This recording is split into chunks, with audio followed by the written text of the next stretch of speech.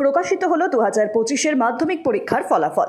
এবার 69 দিনের মাথায় ফল প্রকাশ করা হয়েছে। চলতি বছর মাধ্যমিক পরীক্ষা শুরু হয়েছিল 10ই ফেব্রুয়ারি, শেষ হয় 22শে ফেব্রুয়ারি।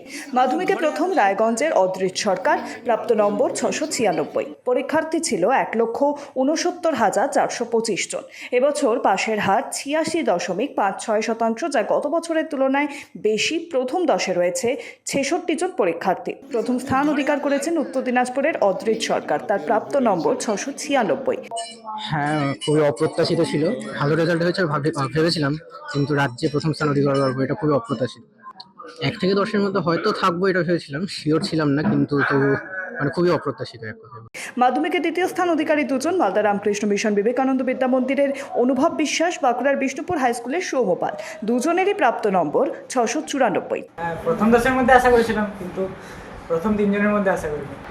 সাবজেক্ট আমার মাধ্যমিকের ক্ষেত্রে ইতিহাসে যোগ দিতে হতো, আর ইতিহাস আর বাংলাটা। তৃতীয় স্থান অধিকার করেছেন বাঁকুড়ার কোতুলপুর সরোজবাসিনীর বালিকা বিদ্যালয়ের ঈশানী চক্রবর্তী, প্রাপ্ত নম্বর 693। মেয়েদের মধ্যে প্রথম ঈশানী। খুবই খুশি, খুবই গর্বিত হয়েছি যে কোতুলপুরের নামকে এতজনের সামনে তুলে ধরতে পেরেছি, আমার বিদ্যালয়ের নামকে এতজনের সামনে তুলে ধরতে পেরেছি। মা বাবা, শিক্ষক শিক্ষিকাদের, স্কুল টিচার, প্রাইভেট টিউটরদের আশা পূরণ করতে পেরেছি। খুবই গর্বিতের জন্য। Bureau report, sky news Bangla.